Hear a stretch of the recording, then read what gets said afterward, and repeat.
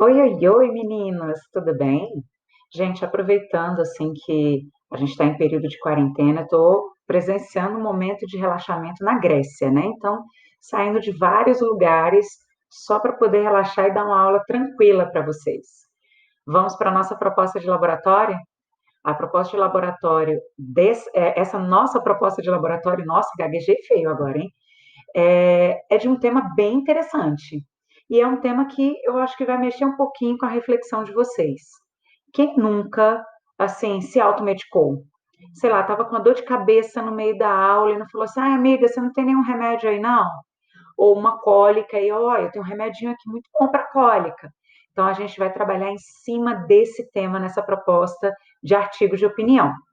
Gente, essa proposta está lá no suplemento de redação de vocês e nós complementamos, fizemos algumas adaptações para poder atender da melhor forma possível, até de acordo com o contexto que a gente está agora, né? As pessoas quase não querendo ir em hospital e tudo mais, então, um processo de automedicação muito forte. Galerinha, então essa proposta é a proposta número 7 do suplemento de vocês. Não se preocupem, todos os textos motivadores estão aqui e outros a mais também. E essa proposta condiz com a oitava proposta de produção que nós fizemos no decorrer desse ano, ok? Então, é importante isso para vocês organizarem o caderno de redação aí de vocês, tá bom? Galera, para a gente se situar com relação às propostas avaliativas deste período, deste segundo período. O que, que nós já temos aí como propostas avaliativas? O texto sobre o sistema prisional no Brasil, ok? Vai contabilizar nota para esse segundo período. O artigo de opinião sobre a influência dos pais na escolha profissional dos filhos. O último, que é o descaso com a cultura e com o patrimônio histórico brasileiro, que, por sinal, utilizou aí temas relacionados aos textos presentes na matriz do PAS, da segunda etapa do PAS, ok? E agora, o nosso artigo de opinião sobre automedicação, um risco ou uma necessidade? Para a dúvida aí. Então, essa proposta já traz uma pergunta. Se ela traz uma pergunta, dá para vocês trabalharem bastante a questão da reflexão, ok? Vou puxar aqui o vídeo rapidinho. Queridos, de novo, os dois grupos A e B, estão recebendo a proposta no mesmo dia, hoje, dia 8 de junho. E vocês terão o mesmo prazo de entrega da redação no site da escola, que vai ser dia 22 de junho.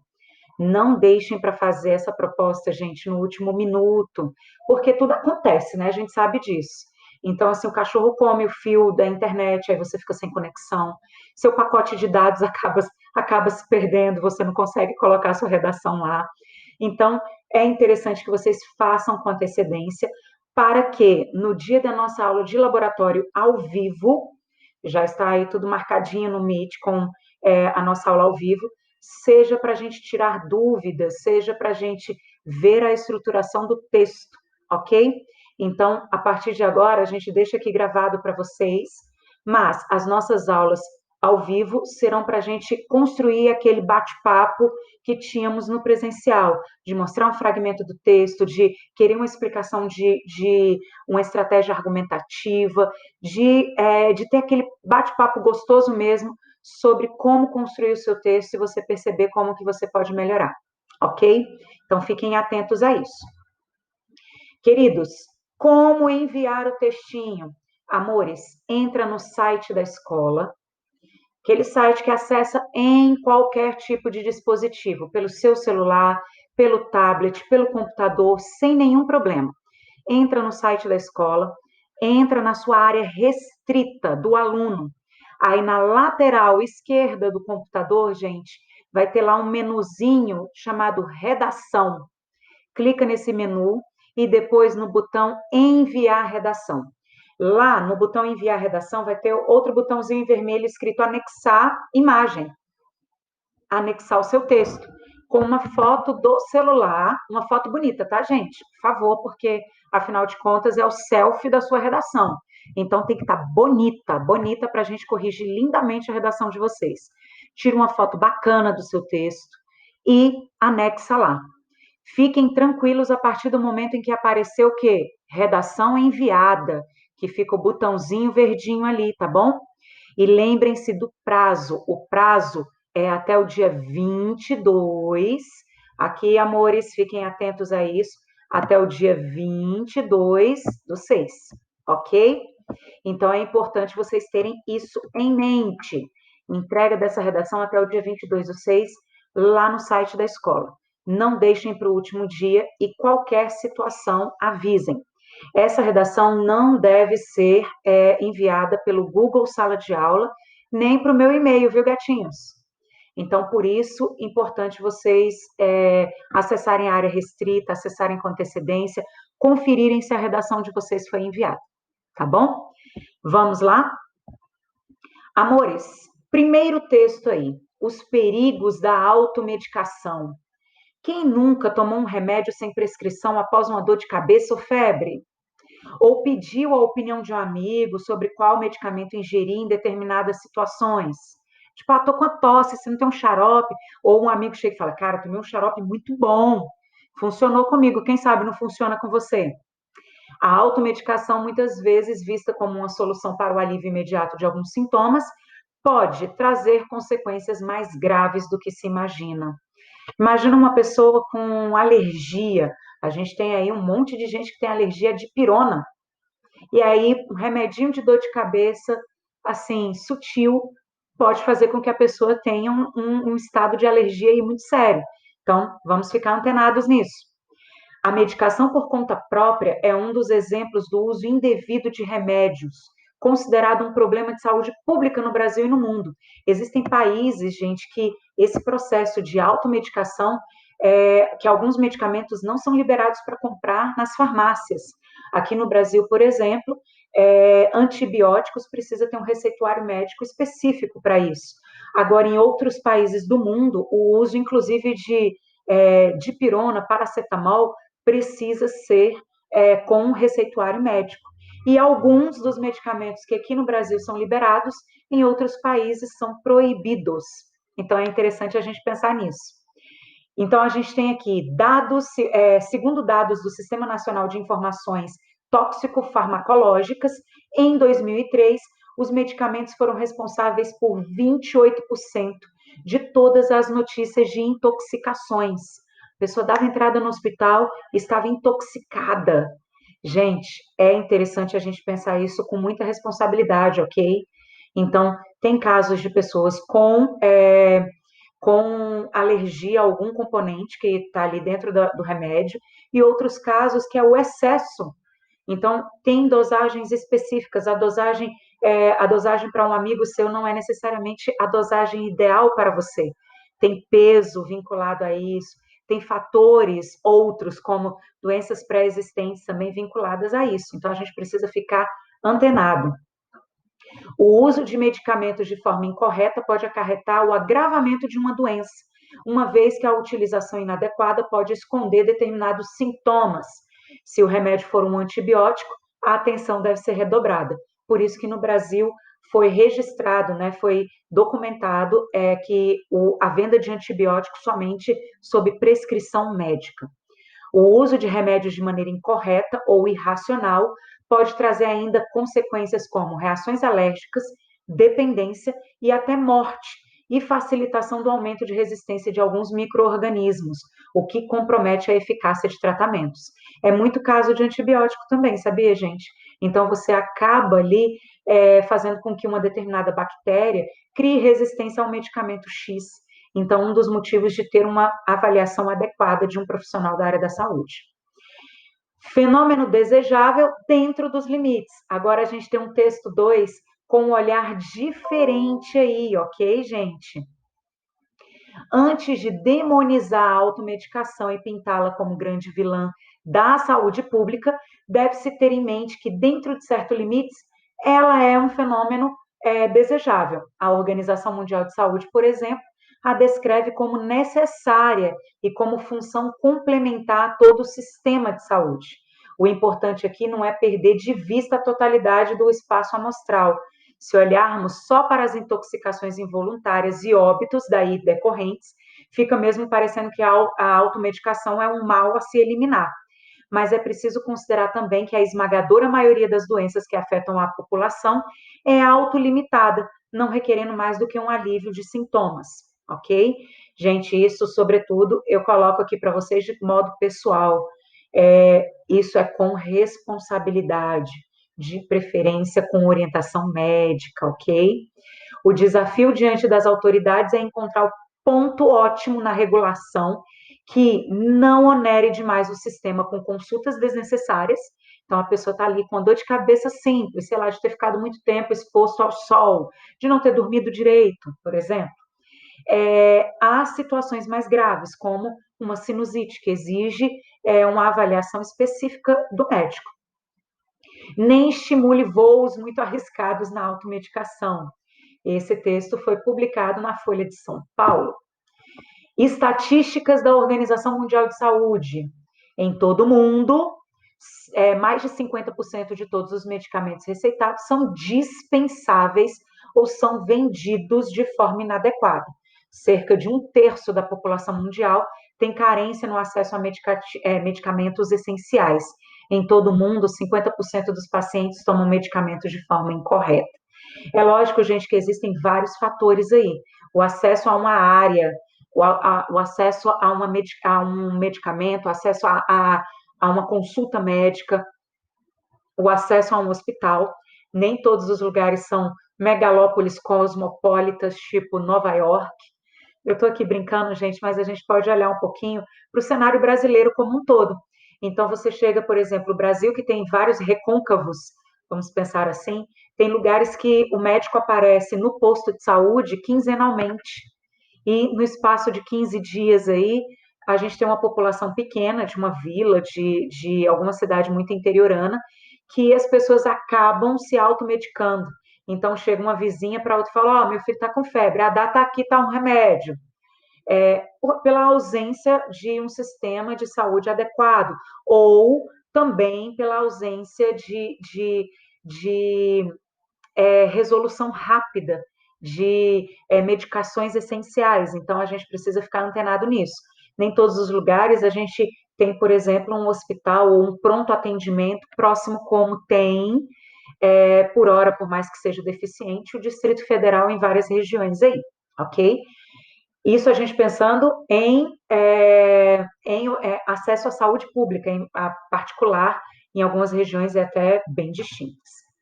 Colocamos aqui para vocês também, gatinhos, uma imagem de dados estatísticos e tudo mais acerca do alto consumo de medicamentos. Salvador, por exemplo, no Brasil, a galera consome de verdade, faz uso de verdade de uma automedicação. E aí aqui, maiores índices por capitais, aumento da dose por conta própria. A pessoa está ali com uma dor X, o médico passa uma dosagem específica. Aí, pô, não está melhorando, vou tomar mais dobro aqui. Tem que se tomar muito cuidado com casos de intoxicação, ok, gente? Vamos ver onde está Brasília aqui no alto consumo de medicamentos. Brasília está ocupando, gente, ó, o 5º lugar. Aqui, vamos dar uma olhadinha, Brasília ocupa o 2º lugar num aumento de dose por conta própria. É aquela coisa, não tá, tosse não está passando, deixa eu dobrar a dose do xarope. Jesus amado, gente, cuidado com isso, ok? Alguns casos, assim, de intoxicação, gente, pode prejudicar rins, pode prejudicar fígado, então é interessante a gente tomar um pouquinho de cuidado. E isso, a longo prazo, pode originar doenças por questões medicamentosas, então a gente precisa ficar antenado nisso, ok? Vamos lá, pessoinhas. Nós colocamos para vocês algumas adaptações aqui.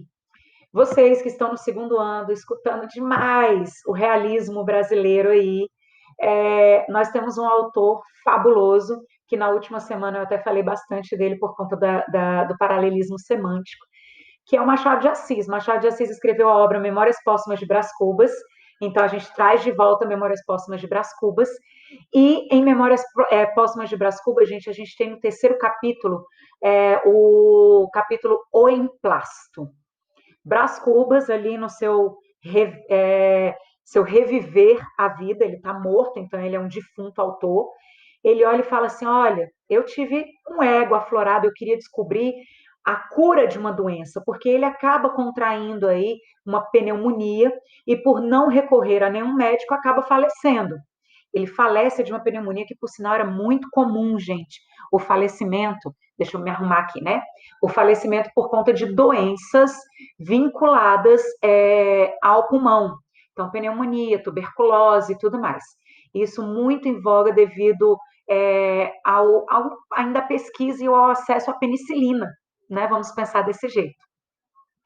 E aí, nesse capítulo 3, ele quer porque quer descobrir um remédio que cure a doença, em especial porque ele quer viver e quer ter o seu nome assim estampado na galeria como o cara que descobriu a cura para uma doença como essa. Então aqui a gente tem, dentro desse cenário, um fragmento de uma redação nota 1000, que traz à tona esse cenáriozinho aí, gente, essa seara, como eu gosto de colocar para vocês. Fora da literatura brasileira, o Brasil vive uma realidade semelhante, mais preocupante do que a do livro, pois além de as pessoas não procurarem ajuda médica ao ficarem enfermas, praticam a automedicação, o que torna mais grave o seu diagnóstico. Então, aqui, gente, a gente tem um autor de uma redação fazendo um paralelo, fazendo uma referência à obra literária Memórias Póstumas de Brás Cubas, em que Brás Cubas deixa claro que ele não vai ao médico para poder ver qual processo de cura que ele poderia ter e que ele busca uma automedicação trazendo a história do emplasto, que é o capítulo número 3 da obra, tá bom, gente? Depois, a gente tem aqui fragmentos, de fato, do Memórias Póstumas de Brás Cubas. Ok, pessoinhas? Então, aqui a gente tem fragmentos do livro em si, inclusive com uma citação, e o Machado de Assis foi um grande leitor, foi um leitor voraz de literatura mundial. A gente tem esse fragmento aqui do Decifra-me ou Devoro-te, do Édipo Rei. Então, ele traz isso à tona quando o Édipo Rei se depara exatamente com a essência dele, né? Quando ele olha e fala assim, e aí, o que eu fiz da minha vida? Quando ele se depara com o maior enigma da vida dele. Então, a gente colocou para vocês aqui um fragmento do capítulo Emplasto para vocês, em que o próprio personagem Brás Cubas faz uma reflexão daquilo que ele passou em vida e, ao mesmo tempo, da busca dele por uma cura, sem a necessidade de um médico, sem a necessidade de um teórico, aí, de um pesquisador. Galerinha, colocamos para vocês aqui também um fragmento, um anúncio publicitário do dia 5 de maio, né? Como a saúde não é jogo, ao usar medicamentos, consulte sempre um farmacêutico. Então, em regiões muito periféricas, em regiões um pouco acesso a médicos em si, o farmacêutico, bioquímico, de verdade acaba favorecendo e ajudando nesse contexto. Eu não estou falando, gente, o balconista de farmácia, eu estou falando farmacêutico, aquele que é formado em farmácia ou bioquímica, ok? Então, dia 5 de maio, sendo o dia do uso racional de medicamentos, ok, gente? Vamos lá. Com referência inicial aos textos motivadores, que são simplesmente com esse intuito de motivar, produz um artigo de opinião sobre o tema: automedicação é um risco ou uma necessidade? A gente está deixando aí para vocês em aberto, para vocês refletirem. Posicionem-se como um especialista, você pode se posicionar como um médico, você pode se posicionar como um bioquímico, você pode se posicionar como um profissional da área da saúde, você pode se posicionar também, aí eu vou abrir um precedente aí para vocês, como uma pessoa que, por um processo de automedicação, sofreu as consequências disso, seja uma crise alérgica, seja uma deficiência de funcionamento de um dos órgãos e tudo mais. O que é interessante aí, galerinha? Vocês assinarem o texto de vocês como um pesquisador ou uma pesquisadora. atribua um título ao seu artigo, um título instigante, tá? Um título bonitinho. Peguem a primeira linha do texto de vocês, coloquem esse título instigante, bonito aí, para poder prender a atenção do leitor. Seu texto vai ser publicado, imagine que ele vai ser publicado em um periódico, ou seja, em um jornal ou uma revista de expressiva circulação nacional. Pensem nesse periódico como da área mais científica, se for o caso. Não reproduza, galera, a argumentação dos textos motivadores. Busquem informações além dos textos motivadores. E, sobretudo, lembrem-se de buscar essas informações casadinhas, uma trazendo a referência do outro, uma dando um sequenciamento lógico de informações, ok? Então, vocês vão acabar se posicionando criticamente. Então, não fiquem na corda bamba aí do texto de vocês, não. Posicionem-se de forma crítica, coerente, lógica, lembrando do paralelismo semântico aí, tá, gente? Importante isso, ok? Pesquisem mais informações, que foi o que eu coloquei para vocês, para poder ampliar esse repertório sociocultural de vocês. Escreva entre 25 e 30 linhas, e o texto de vocês deve ser enviado pelo site da escola, na área restrita do aluno, ok? Menu redações, botão enviar redações. Sentiu dúvida, gente? Manda mensagem para a titia aqui. Não deixem para fazer isso no último minuto, tá, gente? Assim, tipo, professora, eu tô com dúvida. Aí é segunda-feira, dia 22, às 23 horas e 33 minutos. A titia vai estar dormindo. Então, deixem para poder fazer isso com antecedência, façam com antecedência. Se houver qualquer dúvida, entre em contato, ok? Data de entrega, 22 de junho, uma segunda-feira, ok? Pessoinhas, você deve elaborar em seu caderno de redação, mesmo utilizado nas aulas de laboratório, todo o seu planejamento, todo o seu rascunho. Depois de vocês fazerem isso, gente, leia com atenção, releia o rascunho de vocês, façam as alterações necessárias, vejam o que vocês podem tirar, aquilo que vocês podem ainda melhorar. Rascunho serve para isso. Então, o que eu sugiro? Vocês fazerem o rascunho num dia, sei lá, numa quarta, e na sexta vocês darem uma olhada no texto de vocês para poder passar para a folha de texto definitivo. Aí o texto de vocês já virou um pão, já cresceu, já ficou, já teve ali um processo de maturação. E o seu cérebro também deu aquela distanciada. Então, quando vocês voltarem para o texto de vocês, já vai voltar com um olhar mais crítico, fazendo cortes desnecessários, fazendo cortes de coisas necessárias, melhor dizendo, né? De trechos desnecessários, melhor dizendo. Então, assim, lapidando a estratégia argumentativa, lembre-se que só citar não é estratégia argumentativa, você cita e traz essa estrutura da estratégia explicada com suas palavras. Isso sim constrói uma argumentação válida. E aí, galerinha, passem o texto de vocês para a folha de texto definitivo do caderno de redação, ok? Vânia, estou sem meu caderno de redação, o que eu faço? Está disponível para vocês uma folha avulsa de redação, toda numerada, bonitinha. Vou até postar de novo essa folha avulsa aí. Imprimir, escrever nas letrinhas ali, né, nas linhas bonitinhas, tira foto e anexa lá no site da escola. Vânia, não tenho como imprimir, estou sem o meu caderno de redação, o que eu faço? Calma, não se descabele, vai dar tudo certo. Imagina essa paisagem linda e maravilhosa aí atrás, vai dar tudo certo. Pega uma folha de caderno normal, comum, faça seu cabeçalho, seu nome completo, sua série, sua turma da manhã e a sua turma de laboratório. Coloque o tema, enumere as linhas, ok? O título conta como a sua primeira linha escrita, ok? E a assinatura, a sua última linha escrita. Vocês vão escrever esse texto entre 25 e 30 linhas. Tranquilo? Dúvidas por enquanto? Será?